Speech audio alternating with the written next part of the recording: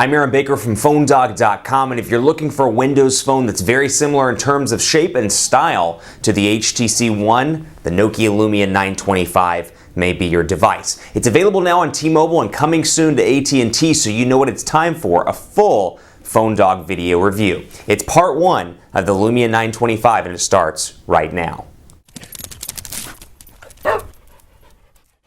The Nokia Lumia 925 is arguably the most beautiful Windows Phone 8 device out there if you like metal. Perhaps you're looking for that HTC One style Windows Phone 8 device. This is going to be your unit on T-Mobile and coming very soon to AT&T as well in a black color scheme. This is the T-Mobile Nokia Lumia 925, and specs-wise in this device, you're looking at really solid specifications all around for a Windows Phone 8 device. It's packing a 4.5-inch PureMotion HD display. You've got the 8.7 megapixel camera on the back with 1080p HD recording capabilities, this beautiful metal frame, and then you've got on the front a 1.3 megapixel front-facing camera, dual-core 1.5 gigahertz CPU powering this device, and then you've got in the back battery-wise a pretty decent-sized battery, 2,000 milliamp hour non-removable battery here, and overall size the thinnest of the Nokia Windows Phone 8 devices by any stretch of the imagination. You've got the typical button configuration here on the right. You've got the volume rocker, the power button, both on the top side. Then you've got the camera shortcut button down here at the bottom.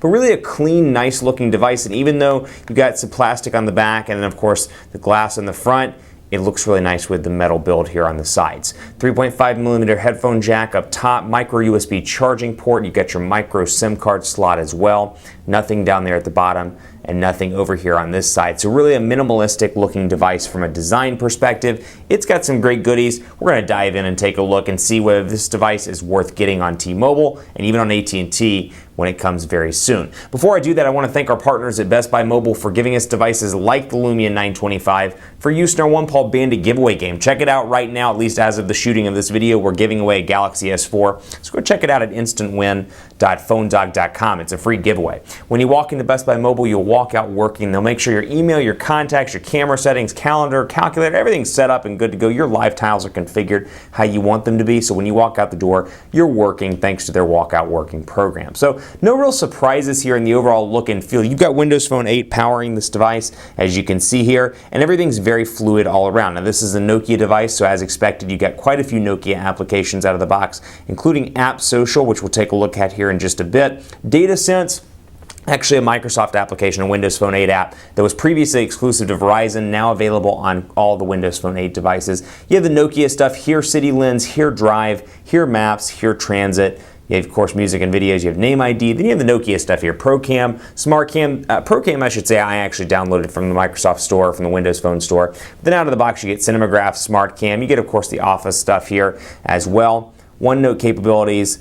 All the stuff down through here, and then T-Mobile TV and Wi-Fi calling as well. I should point out this thing is Wi-Fi calling capable through T-Mobile. And on the front here, you can see, of course, the front-facing camera. You can see the back button, the home button, and the Bing button, and T-Mobile's logo down here at the bottom. So really a classy-looking device all around, a very thin device. At that, a slight bulge from the camera here in the back. And as you can see, it's obviously playing an effect on when I touch the device on the table. As you can see right there, it does move around a little bit, but nothing too bad at all. So here we go, Windows Phone 8. You can see the live tiles here, and of course they're customizable like you would expect from any Windows Phone 8 device, and you can move most of the Windows stuff into 3 different sizes, as you see right here: small, medium, and large. Now, the more you do that, or I should say the larger you get with the tile, the more information you're going to see on that tile itself. For example, if I had any emails right now, when I expanded the largest size, I would see how many emails I had, maybe, for example, 450 unread, and then it would say the most recent email information up top. Very similarly, as you would expect with messaging, it does the same thing. And this was my biggest beef with Windows Phone 7. I was like, I need the ability to customize this, because you know what? Maybe I don't use Wi-Fi calling. I can certainly make this one smaller. I don't need to see the information about it being disabled. Or, you know, maybe I use my stuff here, for example. Maybe I want to see my most recent call or my most recent message. And you couldn't do that.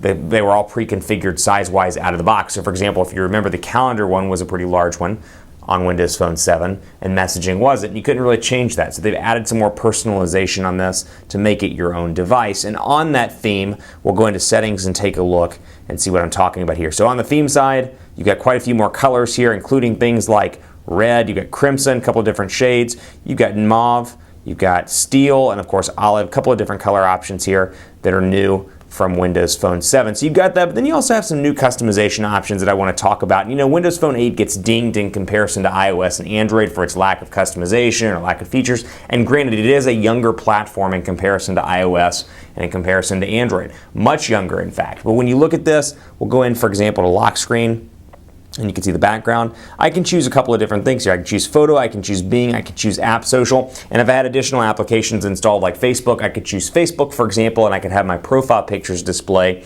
across the lock screen. So just for sake of example here, we'll do Bing, and when I power this off and back on, you can see the Bing wallpaper, which will change based on what's being shown on Bing in that particular day. So should point out this device is LTE capable as well, and you're seeing it flip back and forth between HSPA+, which is 4G, and then LTE, which is obviously 4G LTE. But that's a nice customization feature there as well. And another one I particularly like a lot, if you get a lot of text messages, I should back out, did not click the right thing. Let's do settings and go into lock screen, and we'll do detailed status here. For example, text messaging. Well, I've got this empty space here below the date, as you'll see when I go back to the lock screen, and you can customize this to make it whatever you want to display. So for example, calendar, if it's important to you, or messaging, if it's important to you, it'll display right below the date. And of course, in the very bottom here, you'll get all your different icons, your email icon, your missed call icons, and all of that. But you get this option to customize a little bit more than you did in Windows Phone 7, which is really nice. Taking a quick look at the web browser here, again, 4.5-inch PureMotion HD display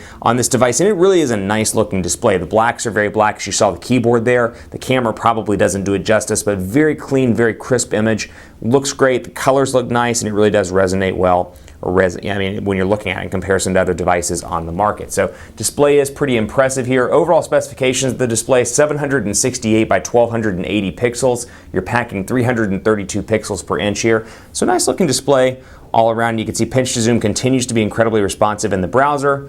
And of course, portrait to landscape mode, pretty easy transition there. And I think 4.5 for a lot of people is a pretty decent size. I'll argue for myself that I prefer 5 inches, but again, for Windows Phone 8, the only bigger option you've got is the 4.8-inch display on the Samsung AT&T S Neo. So decide whether that's important to you or not, or perhaps you enjoy the metal on the Lumia 925. It's a decision you'll have to make for yourself. Heck, I'll help you make that decision. You know that in part 2. But you can see here, browser continues to be fluid, and of course the keyboard, no real changes here. Love the auto correction, love the overall keyboard, but my gripes from Windows Phone 7 continue. As you can see here, lots of dead space around this keyboard that they could have used to make the keyboard longer and easier to type on in landscape mode. Keep it locked on PhoneDog.com. In part 2, we'll talk about speed tests, we'll talk about the camera settings, including some of the things you can download from the Microsoft Store to make it even better. Stick around for part 2.